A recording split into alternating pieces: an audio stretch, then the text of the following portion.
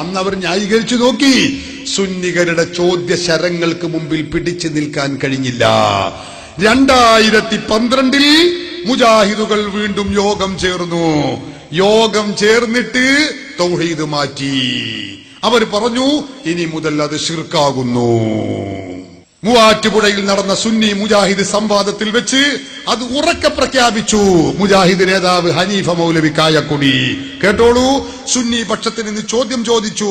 യാ ഇബാദല്ലാഹി അഈനൂനി, അള്ളാഹുവിന്റെ അടിമകളെ, വിജനപ്രദേശത്ത് വെച്ച് എന്നെ സഹായിക്കണേ എന്ന് വിളിച്ചാൽ അത് ശിർക്കാണോ തൗഹീദാണോ എന്ന് ചോദിച്ചപ്പോ ഹനീഫ മൗലവി പറഞ്ഞു അത് ശിർക്കാകുന്നു.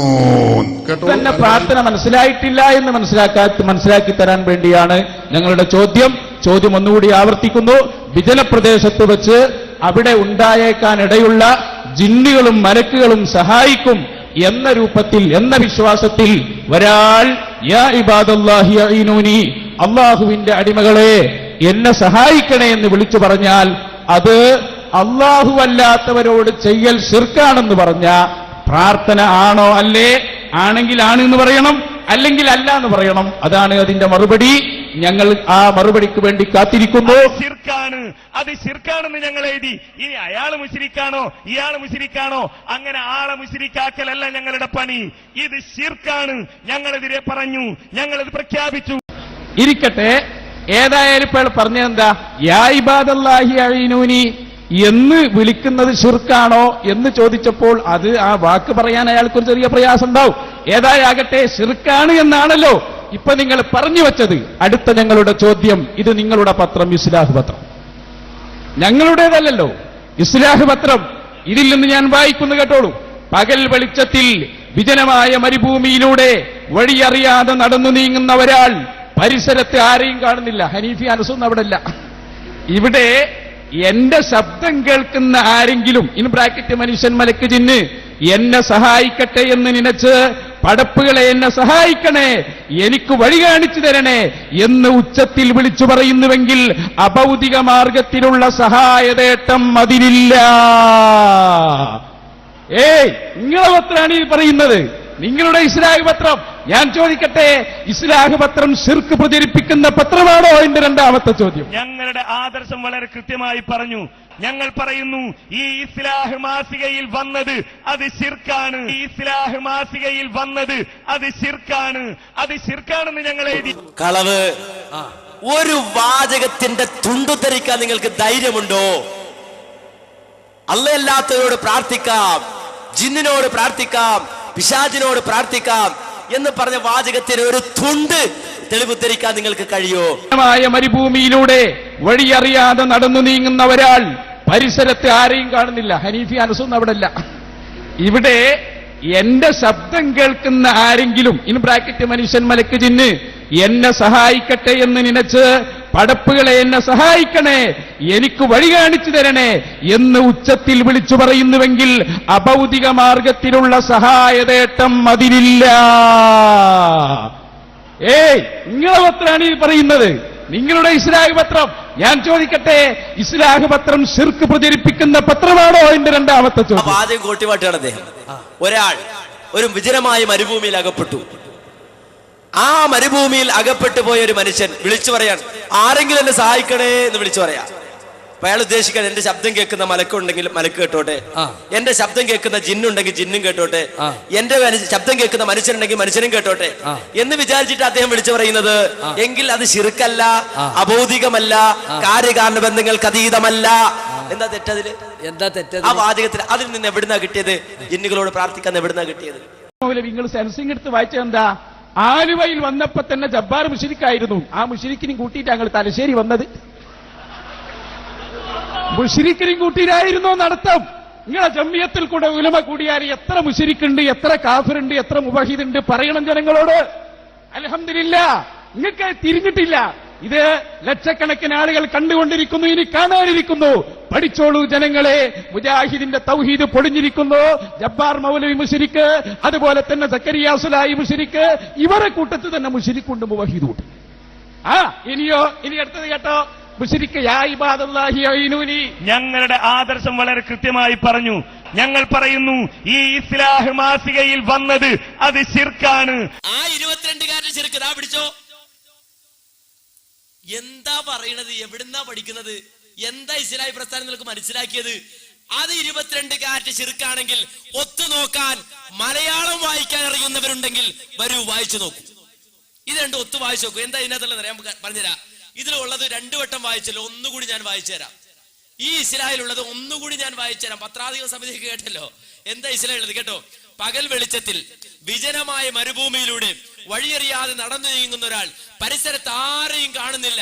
ഇവിടെ എന്റെ ശബ്ദം കേൾക്കുന്ന ആരെങ്കിലും, മനുഷ്യൻ, മലക്ക്, ജിന്ന്, എന്നെ സഹായിക്കട്ടെ എന്ന് നനച്ച്, പടപ്പുകളെ എന്നെ സഹായിക്കണേ, എനിക്ക് വഴി കാണിച്ചു തരണേ എന്ന് ഉച്ചത്തിൽ വിളിച്ചു പറയുന്നുവെങ്കിൽ അഭൗതിക മാർഗത്തിലുള്ള സഹായചേട്ടം അതിലില്ല. ഇതാണ് ഇതിനകത്തുള്ള വാചകം. അത് 22-കാരറ്റ് ശിർക്ക് ആണ് എന്നാണ് കണ്ടുപിടിച്ചത്. നവയാഥാസ്ഥികത്വം എങ്കിൽ ദാ യുവത പ്രസിദ്ധീകരിച്ചത് ചെറിയ മുണ്ടം അബ്ദുൽ ഹമീദ് മദനി ഷബാബിൽ എഴുതിയ ചോദ്യോത്തരങ്ങൾ സമാഹരിച്ച പുസ്തകം. ഈ പുസ്തകത്തിൽ പറഞ്ഞു കേട്ടോളൂ, കൃത്യമായി കേട്ടോളൂ.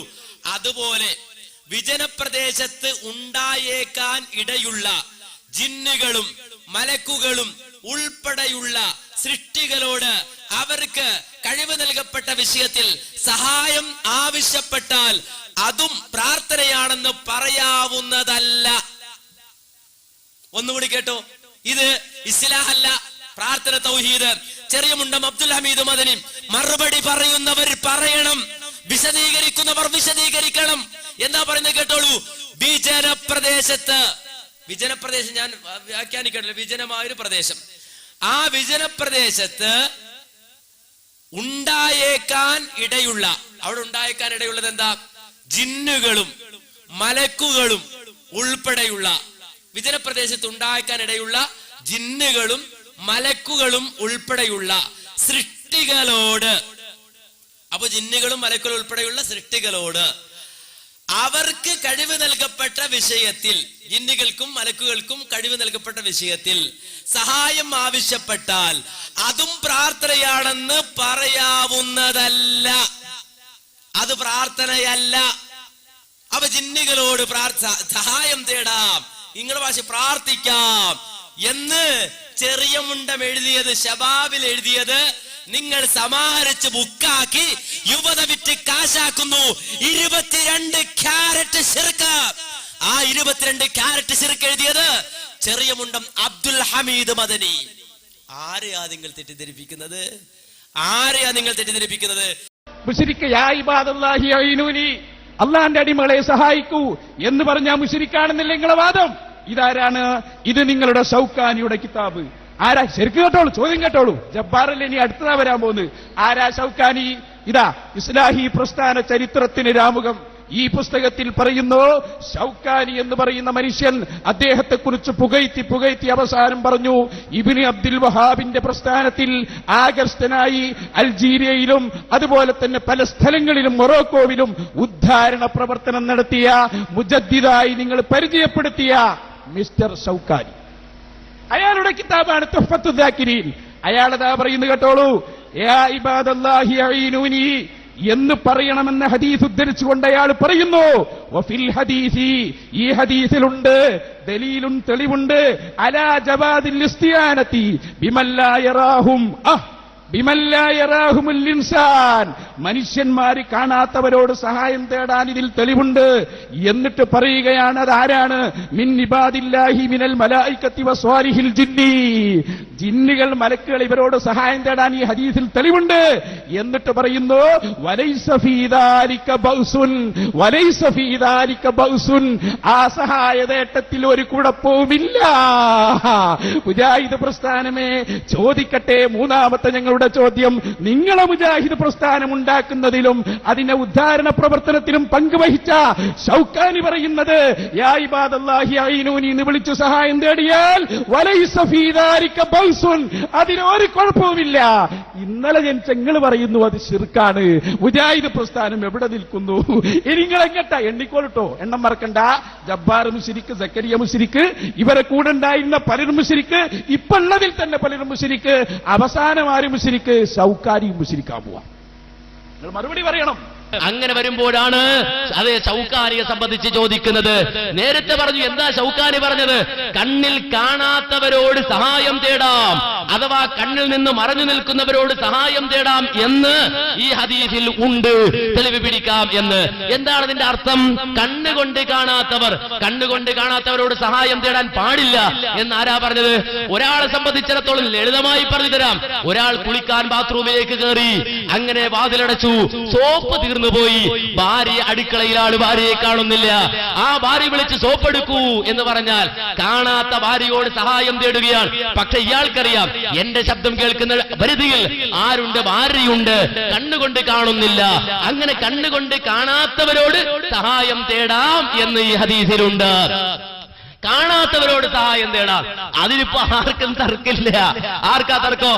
ഒരാൾ കുളിമുറി നിൽക്കുമ്പോ ഭാര്യ അടുക്കലാണ്, എന്റെ ശബ്ദം കേൾക്കുന്ന വരുന്നില്ല ഭാര്യയുള്ളത്, മോളെ ആ സോപ്പിംഗ് എടുക്ക് എന്ന് പറഞ്ഞാൽ ഒരിക്കലും അത് തെറ്റല്ല, ഒരിക്കലും അത് കുറ്റകരമല്ല എന്നാണ് പറഞ്ഞത്. അതുപോലെ തന്നെ ഇപ്പോ ഒരു സ്ഥലത്ത് മലക്കുണ്ട്, മലക്കിന്റെ സാന്നിധ്യമുണ്ട്, പക്ഷേ മലക്കിനെ കാണുന്നില്ല. എന്നാൽ മലക്കിനോട് ചോദിക്കാമോ? ഒരു പ്രശ്നവുമില്ല. ഹാജറ ബീവി ആ മക്കയിൽ അകപ്പെട്ടു പോയ ഘട്ടം,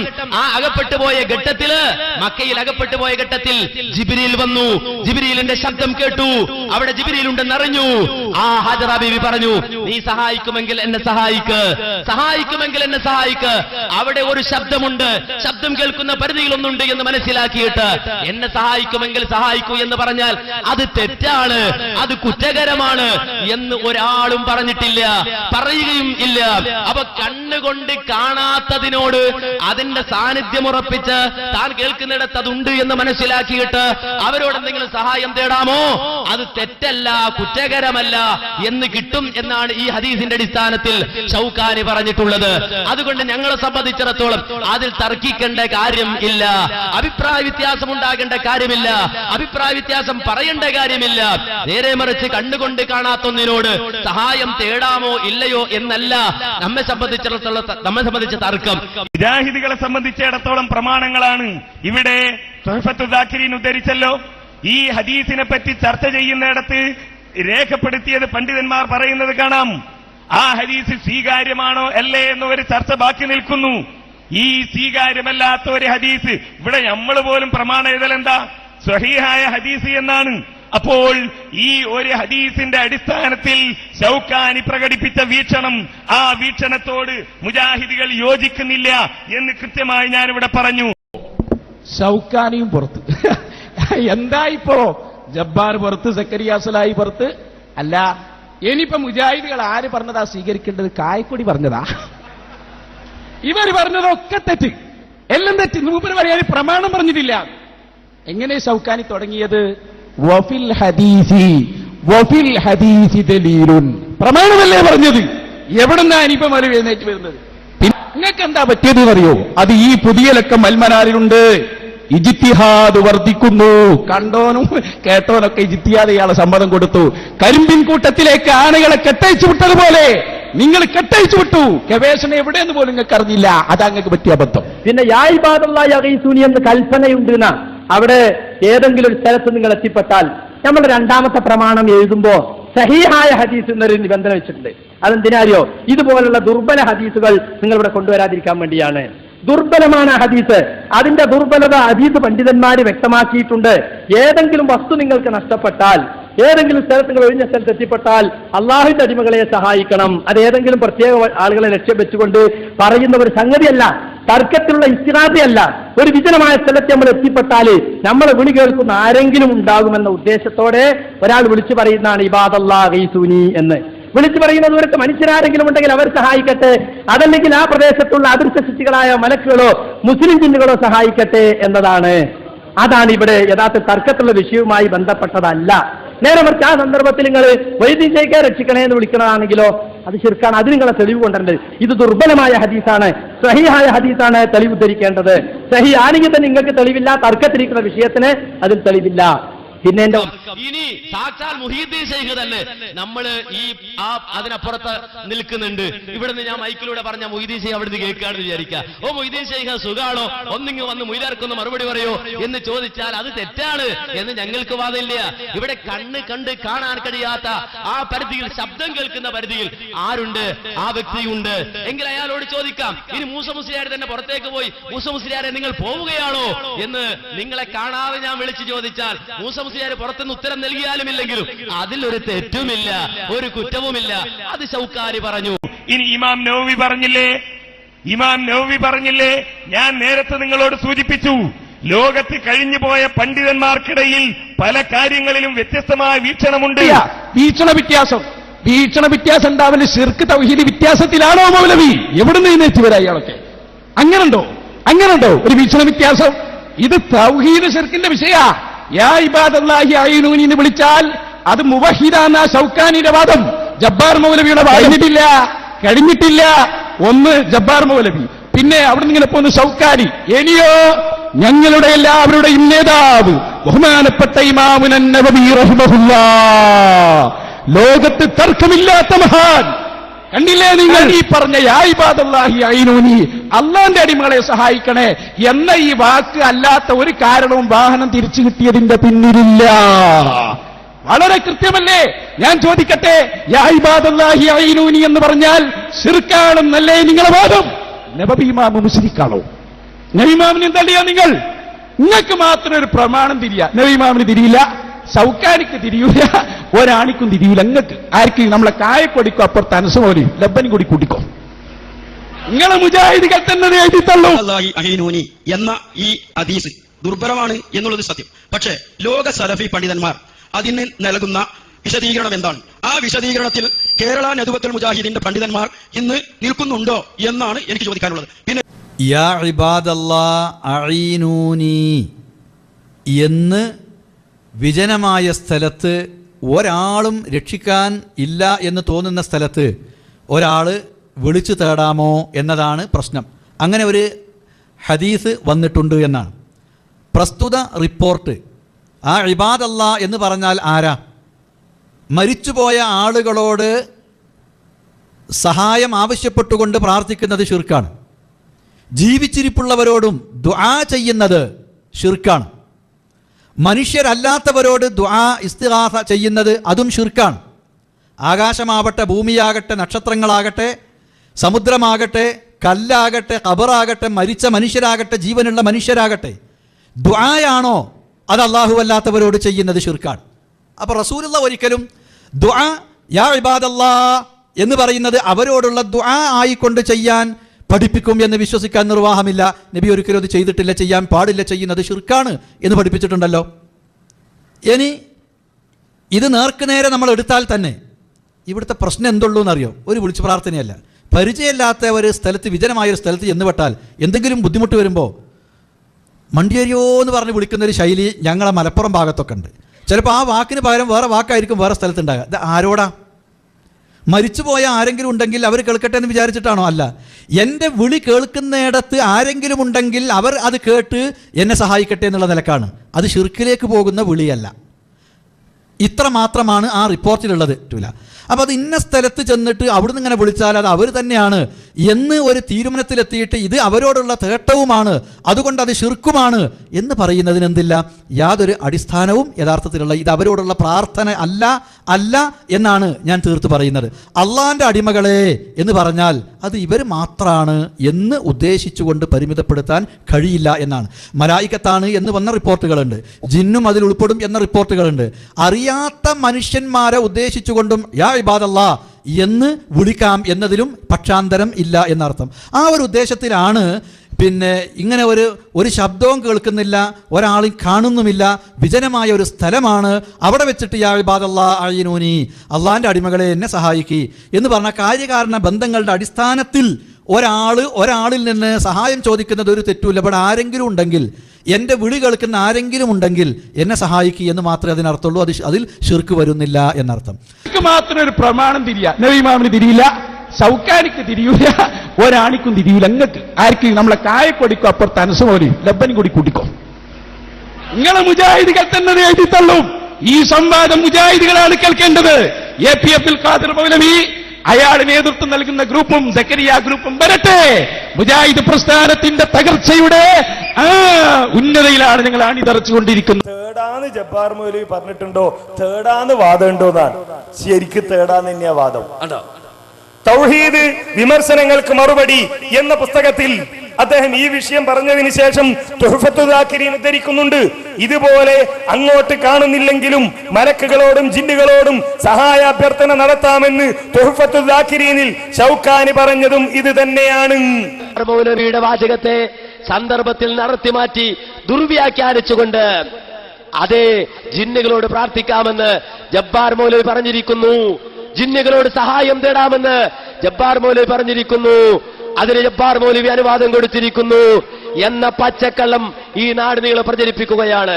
ജബ്ബാർ മൗലവിയുള്ള ഈ സദസ്സിൽ ജബ്ബാർ മൗലവി സാക്ഷി നിർത്തിക്കൊണ്ട് ആ വാദത്തിന് മറുപടി പറയുന്നു. ഒരിക്കലും അങ്ങനെ ഒരു വാദം മുജാഹിദ് പ്രസ്ഥാനം അവതരിപ്പിച്ചിട്ടില്ല, അവതരിപ്പിക്കുകയുമില്ല. കൃത്യമായി കാര്യങ്ങൾ പറഞ്ഞു കൊടുക്കും. അതിനെ ദുർവ്യാഖ്യാനിക്കുന്നവർ ദുരുദ്ദേശത്തോടെ ഈ പ്രസ്ഥാനത്തെ നോക്കിക്കാണുന്നവർ മാത്രമാണ് എന്ന തിരിച്ചറിവ് നമുക്ക് ഓരോരുത്തർക്കും ഉണ്ടാകണമെന്നാണ് ഈ സന്ദർഭത്തിൽ ചുരുക്കി സൂചിപ്പിക്കാനുള്ളത്. അള്ളാഹുവിനോട് മാത്രം പ്രാർത്ഥിക്കണമെന്ന് പ്രബോധനത്തിന്റെ മുഴുവൻ മേഖലകളിലും പറഞ്ഞുകൊണ്ടിരിക്കുന്ന മുജാഹിദ് പ്രസ്ഥാനത്തിനെതിരെ ഒരു വിഭാഗം നടത്തിക്കൊണ്ടിരിക്കുന്ന ദുർവ്യാഖ്യാനത്തിന്റെ ആഴമാണ് നമുക്കിപ്പോൾ മനസ്സിലായിരിക്കുന്നത്. കോട്ടയ്ക്കെന്ന് അങ്ങനെ പറഞ്ഞു, അപ്പൊ തന്നെ ജബ്ബാർ മൗലവി നിങ്ങളെ കൂടെ ഉണ്ട്, അയാളത് പറയുന്നില്ല. അപ്പൊ മുശ്രിക്കും മുബഹിദിനും കൂടിയ സംഗമമാണ് നിങ്ങളെ സംഗമം. നിങ്ങൾക്കുണ്ടോ ഞങ്ങളെ തൗഹീദ് പഠിപ്പിക്കാൻ അവകാശം? എവിടുന്ന് എഴുന്നേറ്റ് വരിക? പിന്നെ മൂപ്പര് പറയാണെന്ത് വീക്ഷണ വ്യത്യാസം. നിങ്ങള് നമ്മളെ 1ാം ക്ലാസ് മുതൽ പഠിക്കണം അരിഫ് മൗലവി. എവിടുന്നാ മൗലവി നിങ്ങൾ ചേർന്ന്? വീക്ഷണ വ്യത്യാസം അഖീദയിലും തന്നെ. എന്ന് ഉദാഹരണം പറഞ്ഞത് 6 നോമ്പ്, അത് ഫർഇയായ ഫിഖ്ഹിന്റെ വിഷയമൗലവി. വായിച്ച നബി ഇമാമിന്റെ അതും ഫിഖ്ഹിന്റെ കാര്യം. ഇത് അല്ലാഹു നിങ്ങളെ പുസ്തകം കേട്ടോ, അല്ലാഹു എന്നുള്ള പുസ്തകം കേട്ടോളൂ. ഇത് നിങ്ങൾ അബ്ദുൽ ഹഖ് സുല്ലമിയുടെ പുസ്തകം. ഇതിൽ പറയുന്നത് കേട്ടോളൂ, കർമാനുഷ്ഠാന കാര്യങ്ങളിലും മറ്റുമാണ് പ്രവാചക സമൂഹങ്ങളിൽ വ്യത്യസ്തത കാണുന്നത്. ബാക്കി കേട്ടോ, മുഹമ്മദ് നബി സല്ലല്ലാഹു അലൈഹി വസല്ലമയുടെ ഉമ്മത്തിന് ഇജ്തിഹാദിന് അനുവാദമുള്ളതും ഈ കർമാനുഷ്ഠാന കാര്യങ്ങളിലും ഫിഖ്ഹിന്റെ മറ്റു ഭാഗങ്ങളിലുമാണ്. എവിടെ ഇജ്തിഹാദ് ചെയ്യേണ്ടത്? അപ്പോഴല്ലേ വീക്ഷണ വ്യത്യാസം വരിക. അത് ഫിഖ്ഹിന്റെ കാര്യത്തിലാ. ഇവിടെ എന്താ വിഷയം അറിയോ? യാ ഇബാദല്ല, മൂപ്പരിപ്പ ദഈഫാണോ സ്വഹീഹാണോ ശിർക്കാണോ അല്ലെന്നൊന്ന് തീരുമാനിക്കുക. എന്നിട്ട് നമുക്ക് ദഈഫിൽ പോട്ടോ. നിങ്ങളെ പ്രസ്ഥാനം തന്നെ ദഈഫായി. ഇതൊക്കെ വായിച്ചതെല്ലാം പ്രാർത്ഥനയല്ലാത്ത ഒരു സഹായ ചോദ്യത്തെ പറ്റിയാണ്. കാരണം യാ ഇബാദല്ല എന്ന ആ വിളിയിൽ പ്രാർത്ഥനയില്ല. കാരണം ആ ഹദീസിൽ തന്നെ ഉള്ളത് ഇന്നലില്ലാഹി ഫിൽ അർളി ഹാലിറൻ, ആ പ്രദേശത്ത് ഹാജരായ ചിലരുണ്ട്. ആരാണവർ? ഇബാദൻ ലാ നറാഹും, നമ്മൾ കാണാത്ത അടിമകൾ. ഹാജരായാലും നമ്മൾ കാണാത്ത അടിമകൾ അവിടെ ഉണ്ട് എന്നാണ്.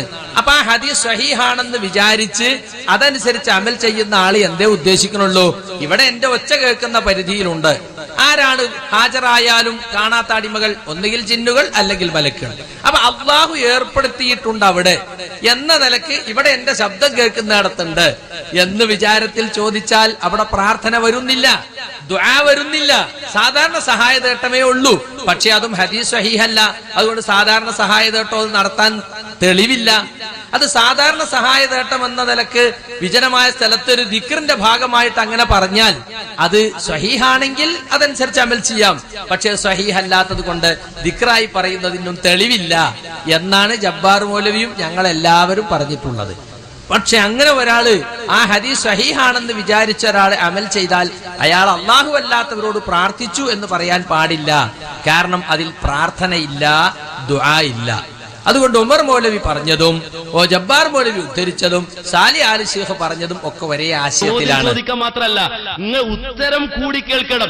ഒരു വിശ്വാസിയെ സംബന്ധിച്ചിടത്തോളം, ഒരു മുഅ്മിനായ മനുഷ്യനെ സംബന്ധിച്ചിടത്തോളം അവൻ ആരോടാ പ്രാർത്ഥിക്കേണ്ടത്? ജിന്നിനോട് പ്രാർത്ഥിക്കാൻ പറ്റില്ല, മലക്കിനോട് പ്രാർത്ഥിക്കാൻ പറ്റില്ല, അതുപോലെ പടപ്പുകളോട് പ്രാർത്ഥിക്കാൻ പറ്റില്ല, അല്ലാത്തൊരു പടപ്പിനോടും പ്രാർത്ഥിക്കാൻ പറ്റില്ല. ഇത് അടിസ്ഥാനപരമായ കാര്യമാണ്. 2 തരത്തിലുണ്ട് കാര്യം. ഒരു കാര്യം കൂടി ക്ലിയർ ആക്കിക്കോ, രണ്ട് തരത്തിലുണ്ട് കാര്യം. ഒന്ന് അള്ളാഹുവിനോട് മാത്രം ചോദിക്കേണ്ട കാര്യങ്ങൾ, അത് പടപ്പുകളോട് ചോദിക്കാൻ പറ്റൂല, ഒരു ജിന്നിനോടും ചോദിക്കാൻ പറ്റൂല, ഒരു മലക്കിനോടും ചോദിക്കാൻ പറ്റൂല, ഒരു മനുഷ്യരോടും ചോദിക്കാൻ പറ്റൂല. അള്ളാഹിനോട് മാത്രം ചോദിക്കേണ്ട കാര്യങ്ങളുണ്ട്. എന്നാൽ മനുഷ്യരോട് ചോദിക്കാവുന്ന കാര്യങ്ങളുണ്ട്, അത് മനുഷ്യരോട് ചോദിക്കാം. മനുഷ്യരോട് ചോദിക്കേണ്ട കാര്യം മനുഷ്യരോട് ചോദിക്കാം, അള്ളാഹ് അനുവദിച്ച പരിധിയിൽ നിന്നുകൊണ്ട്. ഞാൻ മൂസ മുസ്ലിയാട് കാണുകയാണ്, ആ ഒരു 10 രൂപ തരൂ, മൂസ മുസ്ലിയാർക്ക് തരാൻ കഴിയും പോക്കറ്റിന്റെ അടുത്ത്, അത് ചോദിക്കാം, അനുവദനീയമാണ്. തആവനു അലൽ ബിർരി വത്തഖ്വ എന്ന് പറഞ്ഞ ആ പരസ്പരമുള്ള സഹായം അതിന്റെ പരിധിയിൽ വരുന്നതാണ്. എന്നാൽ വളരെ വ്യക്തമായി നിങ്ങൾ മനസ്സിലാക്കണം, അള്ളാഹുവിനോട് മാത്രം ചോദിക്കേണ്ട കാര്യങ്ങൾ അതൊരിക്കലും പടപ്പിനോട് ചോദിക്കാൻ പാടില്ല.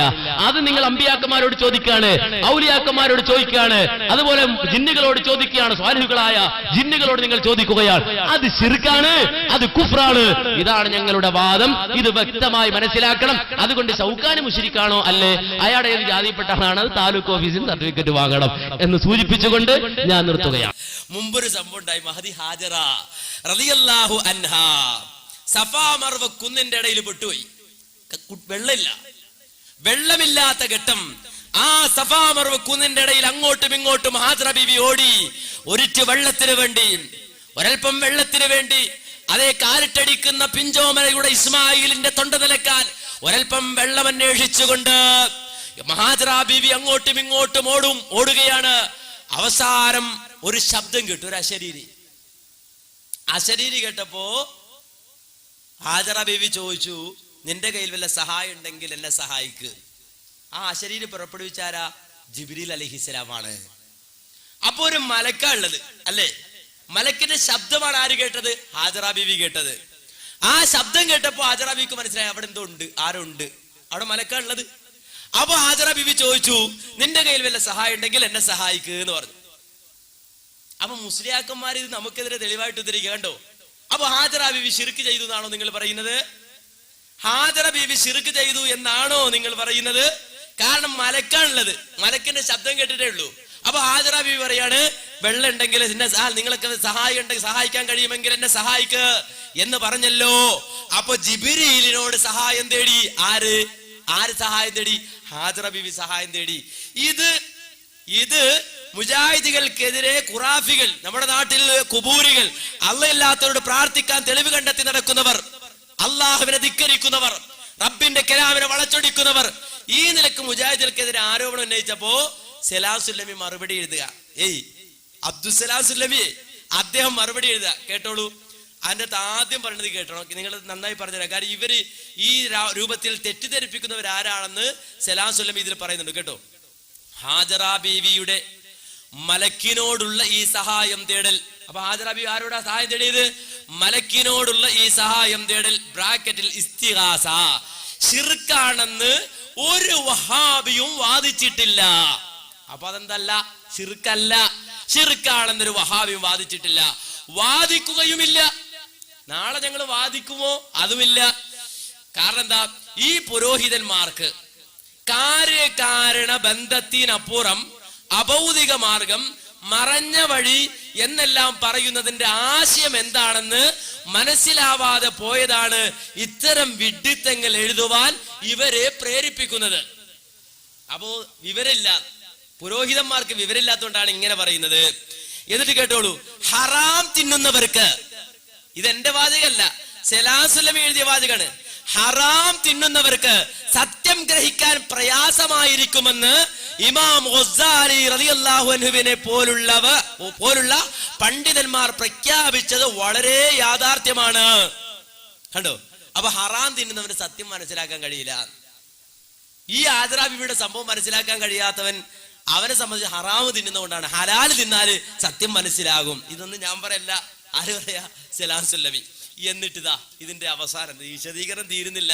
ഇതിന്റെ അവസാനം നീ ഇവിടെ കൃത്യമായി ഞാൻ കാണിക്കേണ്ടത്, കൃത്യമായി ഈ ഇസ്ലാഹിൽ എന്താ ഉള്ളത് അത് തന്നെ ഇതിലുണ്ട്. പക്ഷേ ഇസ്ലാഹിൽ പറഞ്ഞത് പകൽ വെളിച്ചത്തിൽ വിജനമായ മരുഭൂമിയിലൂടെ വഴിയറിയാതെ നടന്നു പോകുന്ന ഒരാൾ നടന്നു പോകുന്നതിനെ പറ്റി പറഞ്ഞത്. എന്നാൽ ഇതിൽ പറയുന്നത് നോക്കൂ, എന്താ പറയുന്നത്?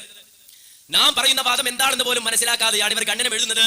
നമ്മളിവിടെ അനിമല്ലാക്കെ നടത്തിയ തിരിമറിയില്ല. അതുപോലെ എന്താ പറയുന്നത് അറിയില്ല, നമ്മുടെ വാദം എന്താ അറിയാതെയാണ് മറുപടി എഴുതുന്നത്. ഇദ്ദേഹം സലാം സുല്ലമി ഒരു ഉദാഹരണം പറയാണ്. ഒരു മുസ്ലിയാർ ഒരു മരുഭൂമിയിൽ അകപ്പെട്ടു, വിജനപ്രദേശം മരുഭൂമിയിൽ ഒരു മുസ്ലിയാർ അകപ്പെട്ടു. ദാഹജലത്തിന് വേണ്ടി അയാൾ നെട്ടോട്ടമോടുകയാണ്. മരുഭൂമിയിൽ അകപ്പെട്ടപ്പോൾ വെള്ളമില്ല. ആ വെള്ളം കിട്ടാൻ അയാൾ നെട്ടോട്ടോടുകയാണ്. അപ്പോൾ അയാൾ ഒരു അശരീരി കേട്ടു. ആര് ഈ ആളുണ്ടല്ലോ, ഈ വിജന പ്രദേശത്ത് പോയ ഒരു മുസ്ലിയാർ, വെള്ളം കിട്ടാത്ത മുസ്ലിയാർ, അയാൾ ഒരു അശരീരി കേൾക്കാണ്. ഹാജറ ബീവിയുടെ സംഭവത്തെ അടിസ്ഥാനമാക്കി അയാൾ ആ ശബ്ദം പുറപ്പെടുവിച്ച ആളെ ഉദ്ദേശിച്ചുകൊണ്ട് നിന്റെ അടുക്കൽ വെള്ളമുണ്ടെങ്കിൽ എന്നെ സഹായിക്കൂ എന്ന് ദയനീയമായി സഹായതേട്ടം നടത്തിയാൽ മുസ്ലിയാർ ശിർക്ക് ചെയ്യുന്നില്ല. അശരീരി കേട്ടോ മുസ്ലിയാർ പെട്ടെന്ന് എന്തിനാണ് പണ്ടിങ്ങനെ അശരീരി ഹാജറ ബീവി കേട്ടോ ഒരു മലക്ക് വന്നിട്ട്. അപ്പൊ ഇവിടെ എന്തുണ്ടാവും മലക്കുണ്ടാവും. അപ്പോ എനിക്ക് വെള്ളം തരണേ എന്ന് ചോദിച്ചാൽ മുസ്ലിയാർ ശിർക്ക് ചെയ്യുന്നില്ല. സലാം സുല്ലമി പറയാം മലക്കിനോട് പ്രാർത്ഥിക്കാം. ബാല് പറയാമോ നാളെ? എങ്ങനെ ബാല് പറയുമോ? ചെറിയ മുണ്ട എഴുതിയതിന് ബാല് പറയുമോ? സലാസുല്ലമി എഴുതിയതിന് ബാല് പറയുമോ? ഇസ്ലാഹിൽ കണ്ടത് 22 ക്യാരറ്റ് ശിർക്കാണെങ്കിൽ അതിന് തത്തുല്യമായ വാചകം ചെറിയ മുണ്ടം എഴുതിയാൽ തൗഹീദാകുമോ? യുവത പ്രസിദ്ധീകരിച്ചാൽ തൗഹീദാകുമോ? സുല്ലമി എഴുതിയാൽ തൗഹീദാകുമോ? ശബാബിൽ വന്നാൽ തൗഹീദാകുമോ? അതോ മാറ്റു കുറയുമോ? അവർ രേഖപ്പെടുത്തിയ യാഥാർത്ഥ്യമുണ്ട്. വല്ല മരുഭൂമിയിലും വെച്ച് ആരെങ്കിലും യാ ഇബാദല്ലാഹി എന്ന് വിളിക്കുമ്പോൾ ജിന്നിനെ ഉദ്ദേശിച്ചുകൊണ്ട് വിളിച്ചാൽ ആ വിളി കേൾക്കുന്ന ജിന്നുകൾ ഈ വിളിക്കുന്നവന്റെ അടുക്കലേക്ക് വരുന്നു, അവനെ സ്വാധീനിക്കുന്നു, അവനെ കീഴ്പ്പെടുത്തുന്നു, എന്നിട്ട് അവനെ ശിർക്കിലേക്ക് നയിക്കുന്നുവെന്ന്